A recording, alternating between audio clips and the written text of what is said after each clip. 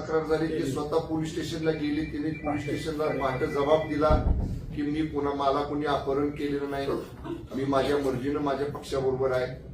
ते स्टेटमेंट दिल्यानंतर दुसरा गुन्हा 6:15 वाजता दाखल केला आणि त्याच्यामध्ये आमच्या 4 राष्ट्रवादी काँग्रेस पक्षाचे 4 लोकांची नावं घातली. त्याच्यामध्ये 2 नावं आमच्या जिल्हा परिषद सदस्यांची होती, 2 नावं इतर होती. मांडवे, संदीप मांडवे आणि अनिल देसाई हे सदस्य जे आमच्याबरोबर इथनं सकाळी आम्ही गेलो.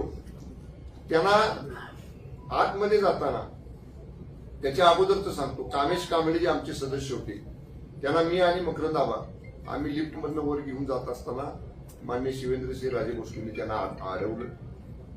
तो म्हणला मला बोलायचं नाही, मी आबांच्या दादांच्या बरोबर मी जाणार आहे, एवढं स्पष्ट त्या कामेश कांबळेने सांगितलं. तरी बाबांनी त्याला दम दिला. बाबांबरोबर ज्यांचा जिल्हा परिषदच्या निवडणुकीशी संबंध नाही अशी सातारचे नगराध्यक्ष मोहिते आणि एक फिरोज पठाण नावाचा त्यांचा कार्यकर्ता, त्या तिघांनी मिळून मी त्याला कवळा भरला होता. असं मी त्याला मिठीत धरलं होतं कामेशला. माझ्या मिठीतनं सोडून त्याला उजव्या बाजूच्या वरांड्यामध्ये ओढत नेलं. तिथनं धरून मी आणि आवाने परत त्यांच्या मिठीतनं सोडवून त्याला लिफ्टमध्ये आणलं. लिफ्टमधनं 4थ्या मजल्यावर आम्ही घेऊन गेलो.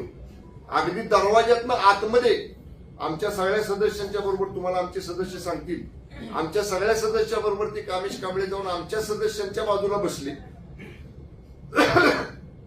दुसरे जे 2 सदस्य आमचे खाली होते त्यांना आणायसाठी आबावरच थांबले.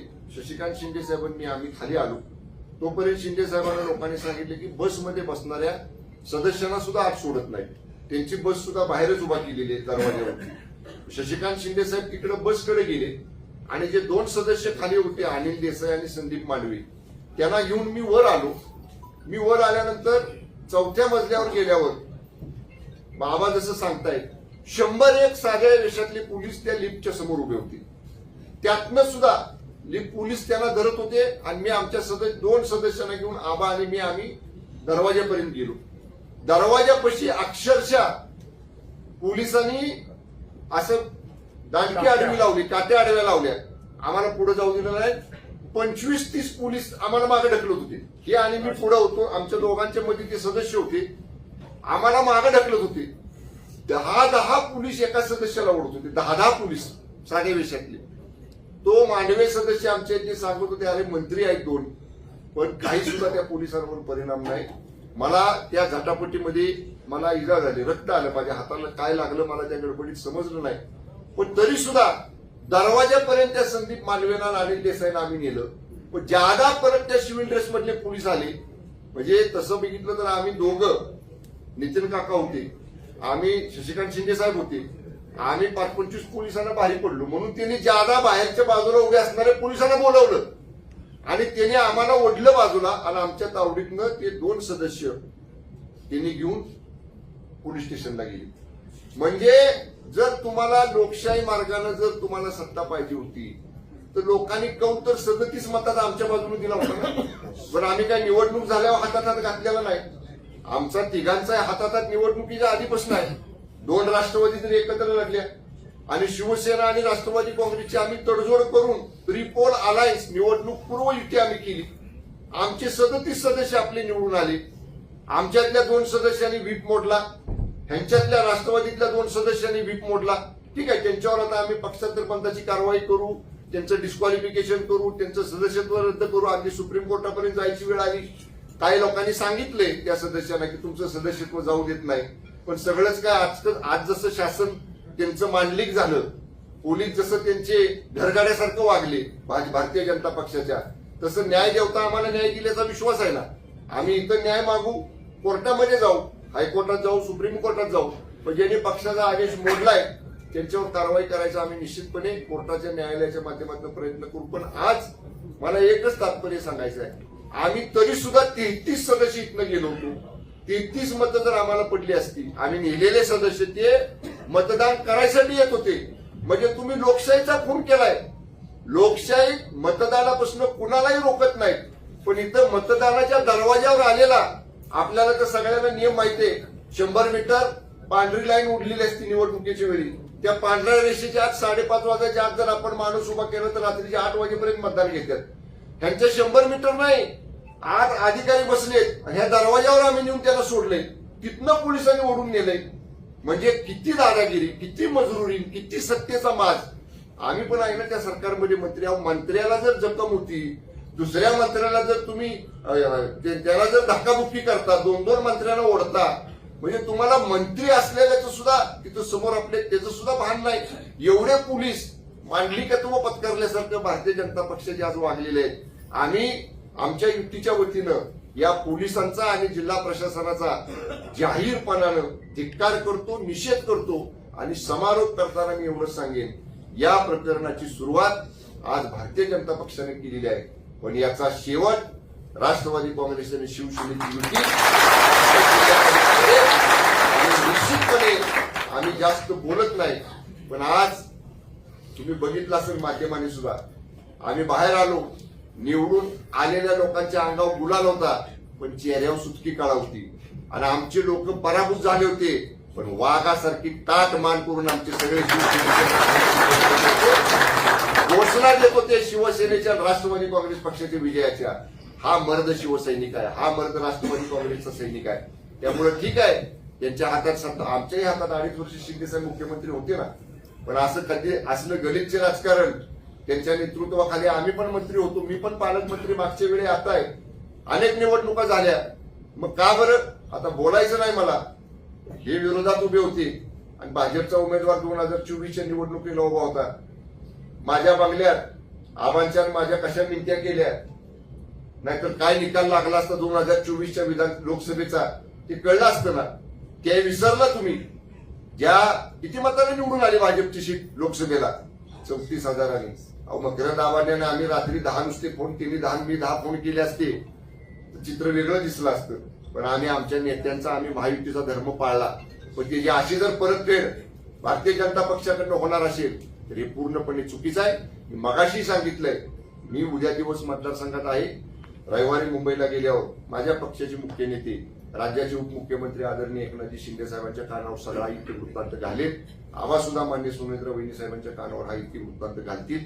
शशिकांत शिंदे साहेब पवार साहेबांच्या सुप्रियाताईंच्या कानावरती हा इतके वृत्तांत घालतील. आणि निश्चितपणे जिल्ह्यात काय भूमिका घ्यायची हे आम्ही सगळे एकत्र बसून ठरवू. पण एक वाक्यात मी सांगेन, भारतीय जनता पक्षाने नीचपणाचा आणि सत्तेची मस्ती कशी असती त्याचा कळस करून आज दाखवलेला आहे. हे लोकशाहीचा गळा घोटणारं कृत्य आहे. सातारा जिल्ह्यातली स्वाभिमानी जनता भारतीय जनता पक्षाच्या या कृत्याचं उत्तर लोकशाही मार्गानेच त्याला दिल्याशिवाय राहणार नाही. दाखल करणार आहेत हे गुन्हे आजच्या आज दाखल करणार का तुम्ही? आणि तुमचे जे सदस्य आहेत ते एसपी ऑफिसच्या समोर ठाण मांडून बसतील का, की एसपींचा राजीनामा एसपींना तात्काळ निलंबित करावं म्हणून? नुसत्या सदस्यांनी रस्त्यावर बसून एसपीच्या समोर उपयोग नाही. हा प्रश्न राज्याच्या प्रमुखांसमोर मांडला पाहिजे. राज्याचे प्रमुख, मंत्रिमंडळाचे प्रमुख माननीय मुख्यमंत्री आहेत. म्हणून मी आणि आबांनी ठरवलेलं आहे की येणाऱ्या मंत्रिमंडळाच्या बैठकीमध्ये आम्ही हा विषय पहिला आमच्या उपमुख्यमंत्र्यांकडे, मी शिंदे साहेबांकडे मागेल, आवाताई वहिनी साहेबांच्याकडे मागतील आणि मग आम्ही तो मुख्यमंत्र्यांकडे मागू. नंबर 1. आणि गुन्हा दाखल करायला मस्त आम्ही जाऊ. पोलिसांना खोटे गुन्हे दाखल करायची सवय लागली, त्यामुळे खरा गुन्हा दाखल करून पोलीस घेणार नाहीत. त्यामुळे आम्ही न्यायालयात दाद मागू. आम्ही न्यायालयाकडे वस्तुस्थिती मांडून न्यायालयाच्या आदेशानं मग पोलिसांना न्यायालयाचा आदेश जाऊ शकत नाही. काय सांगतायत का सातारची एसपी ते सुद्धा करतील. आज त्यांचा अनुभव आम्ही घेतलेला आहे. त्यामुळे सातारची एसपीना केवळ वर्ण फोन आलाय की त्यांना आवाज 2 बोटं टेकणं वाटतं. असं त्या तुषार जोशींच्या कामाची पद्धत आहे. मग आजपर्यंत त्यांना चांगलं समजत होतो, पण जालन्यातनं त्यांना का काढलं म्हणून जरांगे पाटलांची केसमध्ये आता ते सगळ्या जुन्या प्रकरणाची माहिती मला माहिती आहे सगळी. मी आतापर्यंत आपला गप्प होतो, पण आता ती सुद्धा माहिती सगळी काढून आणावी लागेल किंवा काढू आम्ही. ठीक आहे, आम्ही न्यायालयामध्ये ह्याची दाद मागू. सहकारी तुमचे आमदार आहेत महेश शिंदे, त्यांचे सदस्य महेश शिंदे, हा काय झालं? 2 आमदार ते सदस्य आहेत, ते तुमच्यावर होते का? नाही, नव्हते. आमचे जे 2 सदस्य गैरहजर होते त्यांना नाही, आमच्या बैठकीला गैरहजर होते. आमच्या बैठकीला त्यांना काल बैठकीचं नोटीस दिलेलं होतं. नोटीस त्यांनी स्वीकारलं होतं. त्याप्रमाणे त्यांना सकाळी 10 वाजता सातारला लेक्यू हॉटेलमध्ये बैठकीला बोलवलं होतं. ती बैठकीला आली नाही. त्यांच्या ईमेलवर, त्यांच्या व्हॉट्सअपवर, त्यांच्या फोनवर त्यांना बैठकीचं नोटीस प्राप्त झाले. अधिक त्यांना व्हीप सुद्धा बजावण्यात आलेला आहे. त्यामुळं आम्हाला ज्या काही बाबी पक्ष म्हणून करायच्या होत्या त्या आम्ही केलेल्या, तरी सुद्धा ते 2 सदस्य गैरहजर राहिले. त्यांच्यावर पक्षांतर बंदी कायद्यान्वये त्यांचं सदस्यत्व रद्द करण्याची प्रक्रिया लगेच चालू केली जाईल. राज्याचे मुख्यमंत्री हे भाजपचे आहेत, तर त्यांचा याच्यामध्ये काय हस्तक्षेप आहे का या सर्व प्रकरणात? आता आपल्याला समजलं पाहिजे नाही कुणाच्या सांगण्यावरून होते. तो प्रश्न मला विचारा. किंवा या सगळ्या जसं म्हटले तसं पोलिसांच्या बळाचा मी वारंवार मगाशी माझं मनोगत सांगताना जो उल्लेख केलाय. पोलीस त्यांचे मी म्हणलं तसं घरगाड्यासारखं वागलेले आहे आणि या पोलिसांचे प्रमुख या जिल्ह्याचे जे पोलीस अधीक्षक आहेत तुषार दोशी यांना तात्काळ निलंबित करावं अशी सुद्धा मागणी आम्ही या ठिकाणी आज 2 मंत्री आम्ही या ठिकाणी करतोय. मंत्रिमंडळाच्या बैठकीमध्ये सुद्धा हा विषय आम्ही मंत्रिमंडळासमोर नक्की मांडू. पण लोकांच्या वतीनं, जिल्ह्याच्या वतीनं, जिल्ह्यातल्या या राष्ट्रवादी काँग्रेस पक्ष शिवसेना युतीच्या वतीनं पोलीस अधीक्षक तुषार दोशींना तात्काळ निलंबित करावं ही आमच्या आज या आमच्या युतीची या ठिकाणी मागणी आहे. आज सातारा जिल्हा परिषदेच्या अध्यक्ष उपाध्यक्ष पदाची निवडणूक होती. पालकमंत्री शंभूराजे देसाई, मुकुंद पाटील, नितीन काका आणि आम्ही सगळ्यांनी येऊन ही निवडणूक लढवत असताना जनतेने यशवंतराव चव्हाणांच्या आणि असलेल्या भूमिकेला पाठिंबा देऊन या सातारा जिल्ह्याने इतिहास घडवला. 37 सदस्य आमचे निवडून आले होते. सत्तेच्या माध्यमातून 4 सदस्य आमिष आणि दबावपोटी फोडण्याचा प्रयत्न केला. कालपर्यंत 33 सदस्य आमच्याबरोबर होते, आहेत, आजही होते. सत्ता मिळवण्यासाठी सगळे प्रयत्न केल्यानंतर सुद्धा भाजपला यश येत नाही म्हटल्यानंतर सत्तेचा दुरुपयोग करण्याचा प्रयत्न झाला, त्याचा उल्लेख केला गेला. ज्या सदस्याचा अपराधाला सांगतात तेच सदस्य आमच्यावर मतदानाला आहे आणि ज्यांच्यावर गुन्हा दाखल केला ते त्यांच्याबरोबर होते. पोलिसांनी कुठला गुन्हा दाखल केला मला माहित नाही, पण नितीन काकांनी काल जाऊन वाईमध्ये त्या असलेल्या शिंदे साहेबांनी त्या ठिकाणी प्रत्यक्ष सांगले मला कुठल्याही प्रकारचा अपहरण झाला नाही. काल जेव्हा ते महाबळेश्वरला तक्रार करायला गेले, सांगायला गेले, तेव्हा त्यांना सांगितलं इथं तुमची निवेदन घेणार नाही, तुम्हाला वाईला जावं लागेल. आणि आज या सभागृहामधून ज्या वेळेला 2 सदस्यांना घेऊन जातात ते महाबळेश्वरला नेत आहेत, कारण महाबळेश्वरून परत यायला त्यांना भेटू नये अशा प्रकारचं पोलीस यंत्रणेने जे काम केलेलं आहे. ही निवडणूक भारतीय जनता पार्टी लोकशाही जिंकलेली नाही, ही निवडणूक प्रशासनाचा, बळाचा आणि पोलीस यंत्रणेचा वापर करून केलेली आहे. कुठल्या नियमामध्ये बसतो? मतदानाचा अधिकार असलेल्या सदस्याला मतदान देण्याच्या बाबतीमध्ये जर पोलिसांनी हरकत घेतली असेल तर आम्ही त्याच्यावर एफआयआर दाखल करणार, कोर्टात जाणार. मतदानाचा वंचित करण्याचा अधिकार कोणाला नसताना सुद्धा, म्हणजे अगदी तुरुंगात असलेला गुन्हेगार सुद्धा उमेदवारी करतो आणि त्याला मतदानाला पाठवतात. इथे गुन्हेगार नसताना लोकांना त्या ठिकाणी मतदानाचा अधिकार बजून दिला नाही. भीती होती सत्ता जाईल म्हणून. मला एवढंच सांगायचं आहे, यामध्ये पूर्णपणाने पोलीस यंत्रणेचा पूर्णपणाने बाकीकच झालेली आहे. एसपी असतील किंवा बाकीच्या सगळ्या प्रशासनाने एफआयआर दाखल करण्याच्या बाबतीमधली घाई केली. 2 मंत्री आणि सगळे सदस्य गेटवर गेल्यानंतर सुद्धा आज ज्या वेळेला त्यांना खेचून नेतात किती अधिकाराचा वापर करताय आणि त्याला कमी का काय? सभागृहामध्ये आमच्या सगळे सदस्य बसतात, महिला भगिनी वगैरे सगळे. कामेश कांबळे हा आमच्या बरोबर होता. त्या कामेश कांबळेला सगळे मंत्री, शिवेंद्रराजे असतील, सगळे आमदार असतील, त्या प्रक्रियेच्या आतमध्ये जातात. ज्या प्रक्रियेमध्ये आम्हाला सुद्धा जायचा अधिकार नाही त्या प्रक्रियेमध्ये जातात आणि त्यांना सांगतात तू मतदान केलं पाहिजे. काय करत होते कलेक्टर? तुम्ही तिथे प्रमुख होता ना, तुमच्या समोर अशा पद्धतीने केलं जात आहे. आणि तेवढंच नव्हे तर त्याचा हात वरती करण्यासाठी सरळ सांगता याचा हात वरती करावं, त्या दोघांना हात वरती करायला लावतात. आमचं मागणं आहे हे सर्व सीसीटीव्ही फुटेज मध्ये आहे. खाली असलेल्या उमेदवाराला, सदस्याला पळवून नेणं, ते पण सदस्य पोलिसांच्या असलेल्या आतमध्ये एवढं धाडस दाखवतात म्हणजे यांना कायद्याची आणि सरकार आमच्या बापाचं आहे असं वाटायला लागलेलं आहे. ज्या पद्धतीने केलेलं आहे मला वाटतं हा निषेध आहे. हे रडीचा गाव आहे. कोर्ट कचेऱ्या आम्ही करूच, जनतेच्या दरबारात सुद्धा जाऊ, पण ही सत्ता ज्या पद्धतीने मिळवण्यासाठी अट्टास आहे. सगळंच आम्हाला मिळालं पाहिजे, त्यासाठी वाटेल त्या थराला जाण्याचा प्रयत्न आमच्या सदस्य महिला भगिनी घडल्या, आक्रमक झाल्या म्हणजे हे कुठला प्रकार आहे. म्हणून ज्या पद्धतीने या असलेल्या सरकारचा उपयोग करून, सत्तेचा उपयोग करून या जिल्ह्यामध्ये ज्या पद्धतीने सत्ता मिळवलेली आहे त्यांना तर आम्ही डिस्क्वालिफाईड करणारच, पण ही सत्ता उलटवण्यासाठी आम्ही संपूर्ण ताकद लावणार. आणि वेळ पडली तर न्याय मिळाला नाही तर हे प्रशासन असंच जर चालणार असेल त्या प्रशासनाच्या विरोधात सुद्धा रस्त्यावर उतरावं लागेल हा इशारा आम्ही देतोय. आणि मला वाटतं की आज जनता आमच्या बरोबर आहे, कार्यकर्ते आमच्या बरोबर आहे आणि मला खात्री आहे की जिल्हा परिषदेचा अध्यक्ष उपाध्यक्ष हा आमच्या आघाडीचाच झाला असता. हे त्रिवार सत्य होतं, पण रडीने हा गाव खेळण्याचा प्रयत्न केलेला आहे, त्याचा आम्ही निषेध करतोय. परंतु पोलीस यंत्रणेने आम्ही पोलिसांवर सुद्धा एफआयआर दाखल करणार आहे, पोलिसांवर सुद्धा कोर्टात केस दाखल करणार आहे, पोलिसांवर पण करणार, जिल्हाधिकाऱ्यावर पण करणार केस दाखल. तुम्ही ज्या पद्धतीने चुकीच्या पद्धतीने वापरा. आणि आमची मागणी आहे जे सीसीटीव्ही फुटेज आम्हाला मिळायला पाहिजे जिल्हाधिकाऱ्याच्या निवडणूक प्रक्रियेला आणि त्याचबरोबर जिल्हा परिषदेच्या प्रिमाइस मध्ये सर्व सीसीटीव्ही फुटेज मिळाले पाहिजे अशी आमची मागणी आहे. आणि तशा प्रकारचे सगळे पुरावे घेऊन आम्ही कोर्टामध्ये लढाई तर जिंकू, पण रस्त्यावर सुद्धा जिंकू एवढा इशारा आम्ही देतो.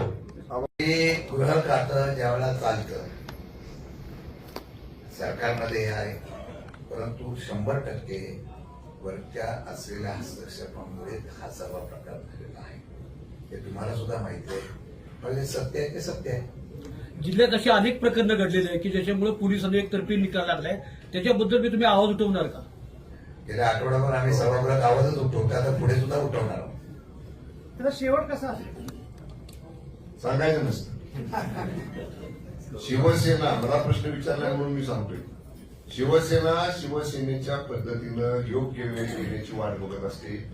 योग्य वेळ आली की आमचे नेते आदरणीय एकनाथजी शिंदे साहेबांनी कसा कार्यक्रम चांगापलटी करायचा केला जातो करून दाखवलेला आहे. त्यामुळे ठीक आहे. कसं आहे, एका लुगड्यानं कुणी म्हातारा होत नाही.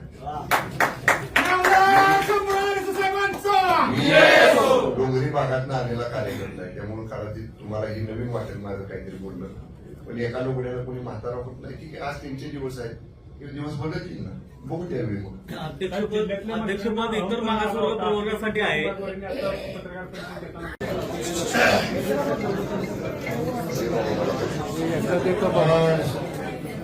जरा ऐका, सातारा जिल्हा परिषदेच्या अध्यक्षपदाची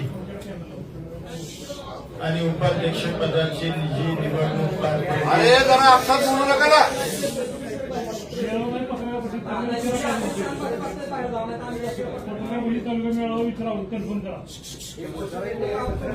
शांत बसा ना, चालू आहे आता पत्रकार परिषद. आजची ही घटना या पुरोगामी सातारा जिल्ह्याला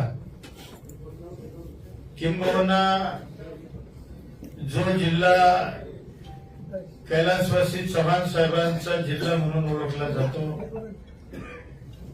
या जिल्ह्याच्या दृष्टीने एक अतिशय काळाकुट्ट दिवस आहे असं म्हणलं तर काही वावगं होणार नाही. खरं तर या जिल्ह्यानं राज्याला नेतृत्व दिलं, देशाला नेतृत्व दिलं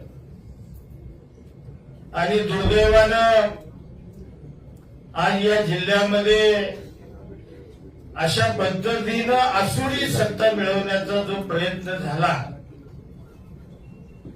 हा जिल्ह्याच्या राजकीय जो इतिहास आहे या इतिहासाच्या दृष्टीनं अतिशय घृणास्पद प्रकारे असं म्हणलं तर काही वावगं होणार नाही.